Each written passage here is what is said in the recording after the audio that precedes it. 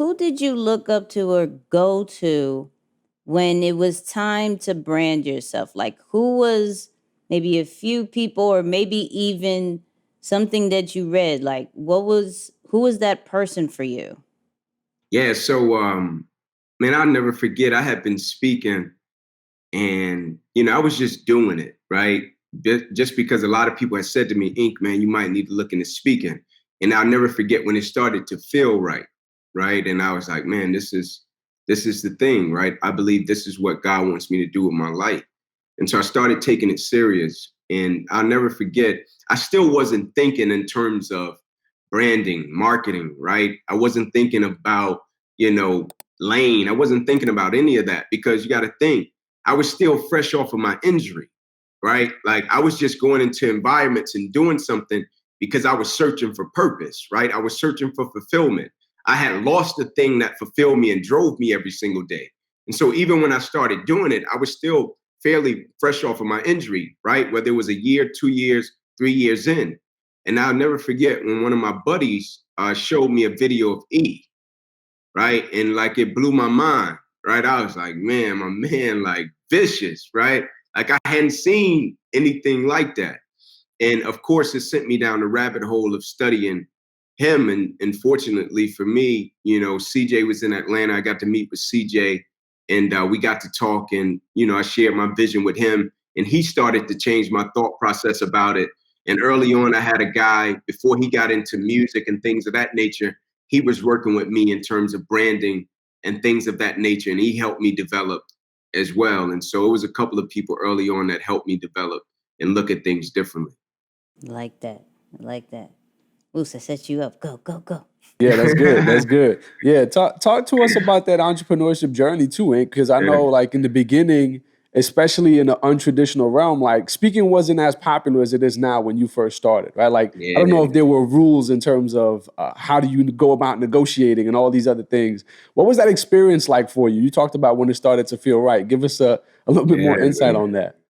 Moose, man, when I started, it was just about me being obedient to what I felt was the call on my life, right? Because it says obedience is better than sacrifice. But for most of the time as people, what do? We judge the level of sacrifice without first being obedient, right? And so if you give a person a task or you ask a person to go on a quest to do something, they're going to look at it and say, well, what do I have to give up, right? What is it going to cost me, right? What do I have to do? How many hours is it going to take? Like, why do I got to leave my family? They judge the level of sacrifice without being obedient. And so for me, I was like, I'm gonna just be obedient with speaking, right? Like you want me to go to a birthday party? Cool. I'm gonna go to the birthday party and speak. You want me to go speak to some elderly ladies at a golf course? Cool. I'm gonna go there and speak. I get an opportunity in corporate? Cool. I'm gonna go there and speak, right? And so early on, it was about me perfecting my presentation, perfecting my craft, and trying to become great from a communication standpoint, right? So I can demand what I wanted to demand. And it was a process that I was well aware of, right? I wasn't going into rooms asking for certain things that I knew I wasn't worthy of at that point, and I knew like I wasn't at that level. And so my whole thing, the unconventional route for me was early on when I started charging 5,000 or whatever, 3,500, whatever the case may have been. At that level, I wanted to be able to provide so much value from a speaking and communication and presentation standpoint that when they paid me, they felt as if, man, I just got an amazing deal, right? I just gave my man $5,000 and like, he blew it out of the water, right? Like I'll never forget, Moose and Nick, I'll never forget, a guy paid me, I think it was like 7,500. First time when I got 7,500. And I spoke, right? And the CEO of this steel company was in the room. And at the time, like when I got 7,500 at that time, I was like, oh, I just got $7,500, right? Like I was like tripping, right? Like, man, somebody just paid me to speak, right? Because I'm still looking at it like, man, somebody willing to pay me to speak? My man give me 7,500. The CEO comes up to me after the engagement and he says to me, man, that was unbelievable. He said, I would have gave you 20,000 for what you just did up there. Wow. So I would have gave you 20,000 for that. I went back to my hotel that night. I told my wife, I was like, my man, they would have gave me 20,000.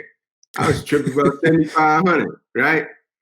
And check, he hit me up the next week, probably that Wednesday, and set me up for like 2 more engagements within different branches of his company. And he paid me the 20 grand, right? But when he spoke to me, he was like, man, I get it. Like, you love what you do. Like, it's all good. You're great at it.